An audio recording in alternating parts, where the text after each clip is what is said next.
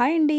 ఎందుకో సమ్మర్ వచ్చింది కదా! ఏదో ఒకటి చెయ్యాలి అనే ఆవేశంతోటి అయితే మార్కెట్‌కి వెళ్ళి అద్దిరిపోయే మంట పుట్టే మిర్చినైతే తీసుకొచ్చాను.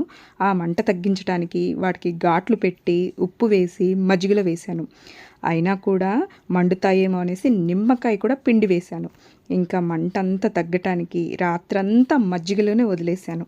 అలాగే ఉదయాన్నే తీసుకొచ్చి చిర్రెత్తే ఎండలో వేశాను. ఇలా తీయటం, అలా వేయటం మజ్జిగలో ఇలా 3 రోజులు చేశాను. దానికున్న కలర్ అంతా పోయి ఇప్పుడు చూడండి ఏ కలర్‌లోకి వచ్చాయో వైట్ కలర్‌లోకి వచ్చాయి కదా! అంటే మంట తగ్గిపోయింది అనుకుంటాను కదా వీటికి. ఊరమిరపకాయలు మంచిగా మజ్జిగలో ఊరటానికి ఒక చిన్న టిప్ అయితే చెప్తానండి. ఎండ ఉన్నప్పుడే మజ్జిగలో అలా వేసేసామనుకోండి మజ్జిగ త్వరగా పీల్చేసుకుంటాయన్నమాట. ఆ మిరపకాయలకున్నంత మంటంతా పోయి చక్కగా ఊరి మన దారిలోకి వచ్చేస్తాయి. ఇక అంతే. వీటిని మనము పప్పు, చారు, పులిహోర వేటిల్లోకైనా ఫ్రై చేసుకొని తీసుకుంటే అబ్బా అనాల్సిందే. Try it.